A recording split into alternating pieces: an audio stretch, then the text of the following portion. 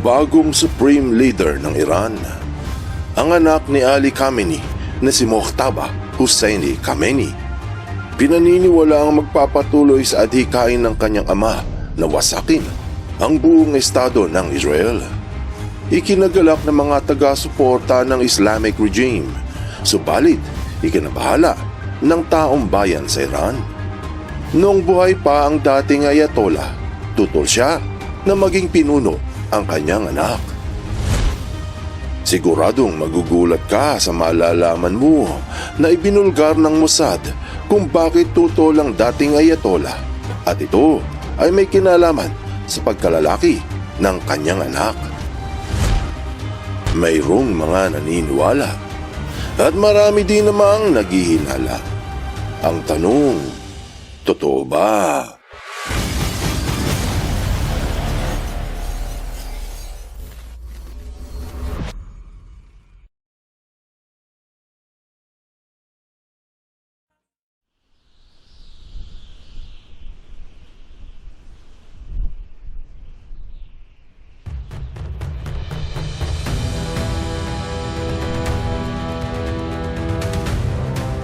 Ilang linggo na ang nakararaan mula nang napatay ang dating Ayatollah ng Iran na si Ali Khamenei sa military operation na inilunsad ng Amerika, ang Epic Fury. Isa lamang ang nakita ng rehimen na karapat-dapat na pumalit. Ito, ang anak na si Mojtaba Hosseini Khamenei. Hindi basta-basta ang pagpili ng mga umuupong Ayatollah.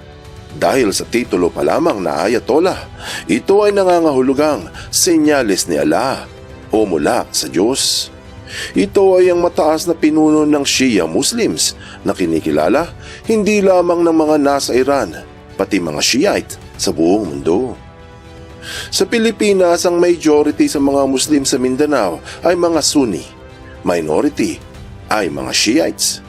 Isa sa malaking pagkakaiba ng dalawa ay kung sino ang tunay na successor ng propeta.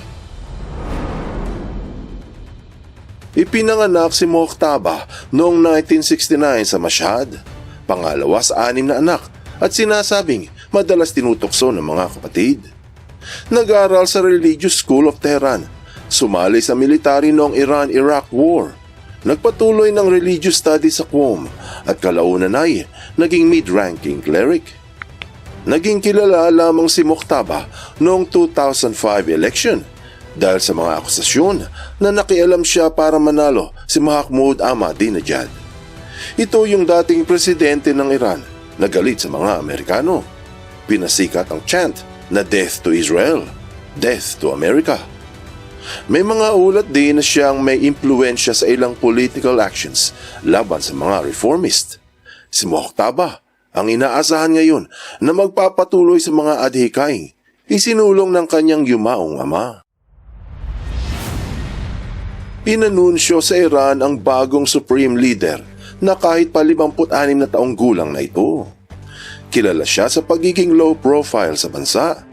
Wala siyang naging mataas na posisyon sa gobyerno kahit kailan. Bihirang magsalita sa publiko at kakaunti lang ang lumalabas na larawan o video. Para bang sinadyang itago ang kanyang pagkatao sa publiko. Pero ayon sa mga lumabas na US diplomatic cables sa WikiLeaks, tinatawag siya bilang power behind the robes. Gayunpaman, may mga tumutol sa pagpili sa kanya dahil ang marangal na pwesto ng Ayatollah ay tinuturing na banal at hindi dapat namamana lamang. Ito ay pinaniniwala ang galing sa kapangyarihan ni Allah at ibinibigay batay sa matibay na pananampalataya. Kaila sa marami, isa sa mga tumutol ay ang kanyang ama. Ayon sa report ng FB page ng Inspiring Young Indian, natutol si Ali Khamenei na sumunod sa mga yapak nito at maging Ayatollah ang kanyang anak. Base sa ulat, mga miyembro ng pamilya ang nagbulgar nito at nakasulat sa dokumento ng last will ni Khamenei.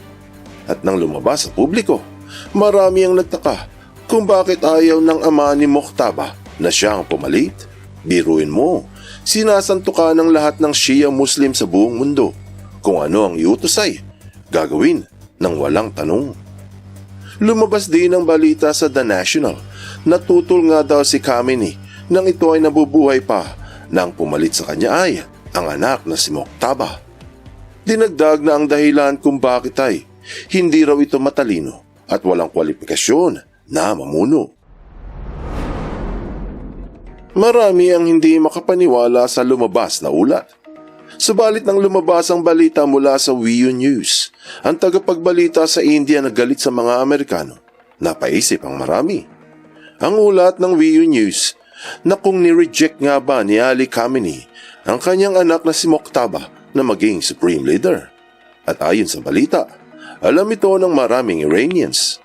Kung hindi totoo ang ulat, siguradong pinabulaanan na ito ng WIU News dahil nga galit ito sa mga taga-kanluran.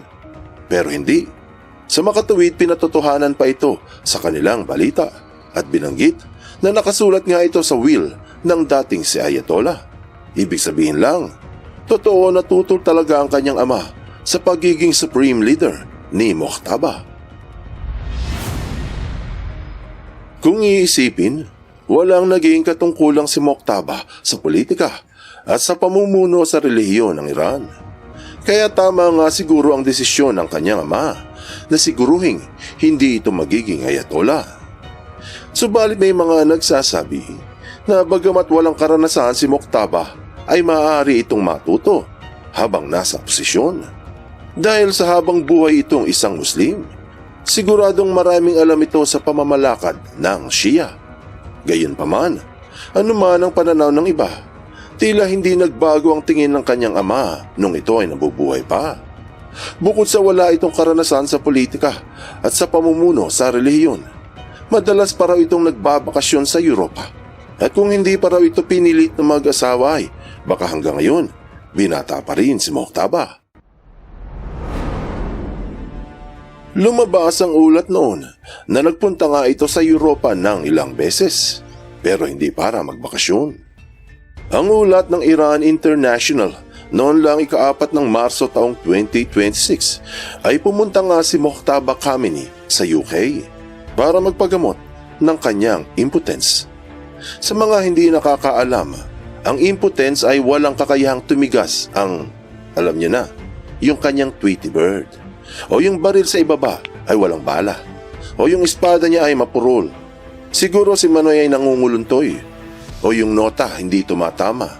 Pero kung hindi mo pa rin magets, si Totoy, si Junjun, ayaw tumigas. Binalita din ito sa Times Now na nagpagamot nga si Muqtada para sa erectile dysfunction. Sinabi pa na matapos ang 4 na beses na pagpapagamot, doon lang pinanganak ang kanyang panganay. Pero kung akala mo na tagumpay ang paggamot kay Manoy, diyan ka nagkakamali.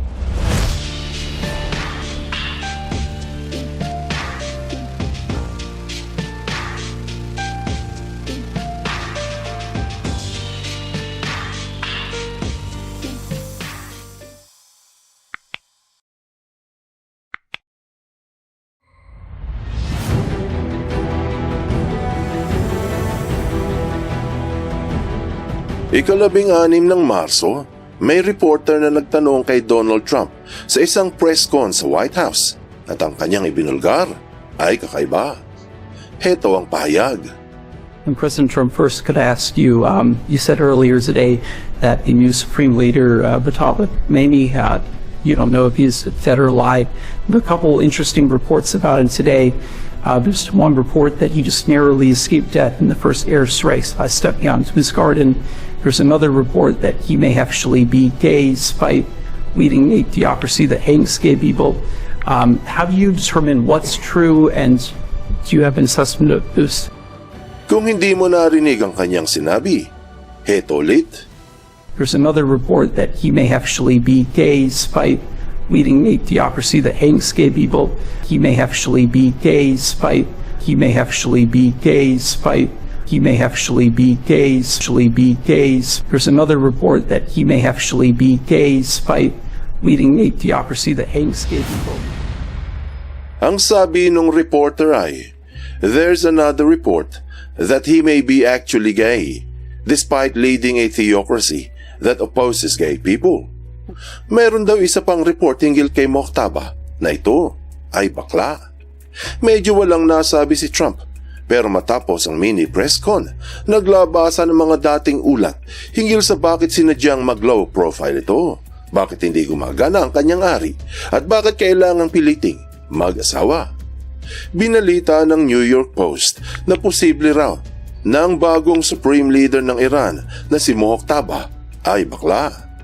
At dalawang opisyal ng US Spy Agency Intel at isang mula sa White House ang nagsiwalat ng balita. At syempre, ang katuwang na espiya sa Iran ay walang iba kung hindi ang Mossad. Sinabi pa na ang aligasyon is viewed as credible.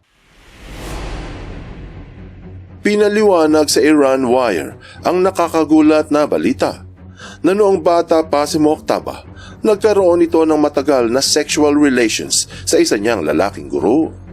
Nalaman ito ng kanyang mga kapatid at sinabi sa kanyang ama. Kaya pala palaging tinutokso ito noong bata pa. Kalaunan pinasali ito sa militar, siguro para maging tunay na lalaki. May mga naniniwala ng dahilan kung bakit ilang ulit nagpunta ito sa private clinic ay para magpakuha ng semen na gagamitin sa IVF ng kanyang asawa para magkaanak dahil hindi ito tinitigasan sa babae.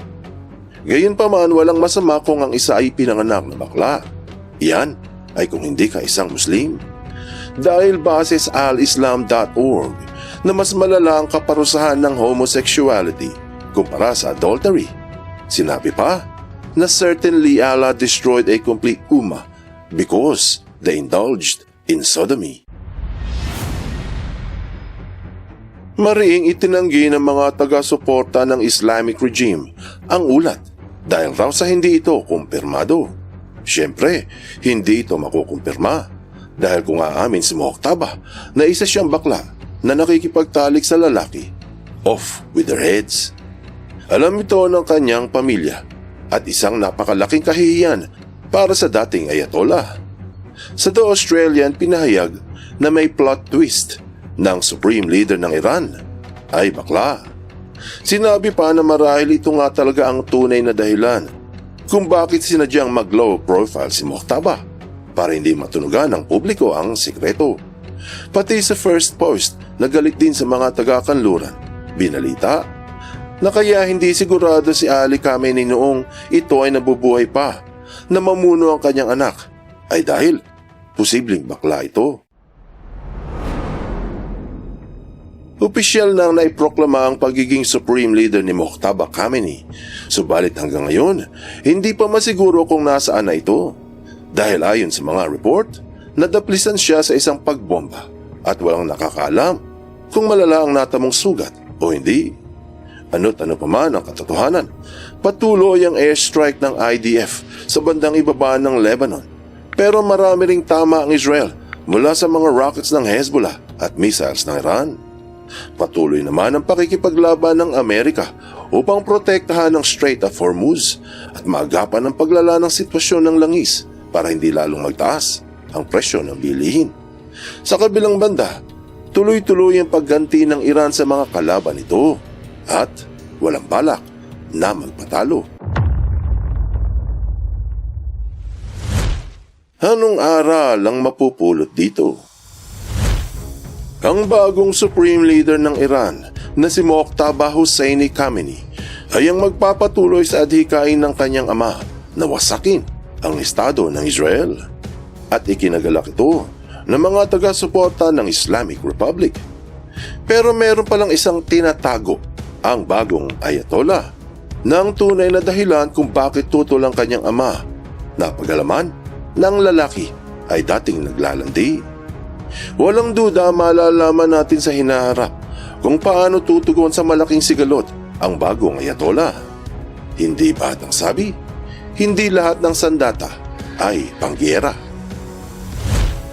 Buksan mo ang iyong isip at hayaang lumalim pa ng lubusan ng iyong pangunawa sa mga kasaysayang kapupulutan ng maraming aral. Tandaan, katotohanan ng susi sa tunay na kalayaan.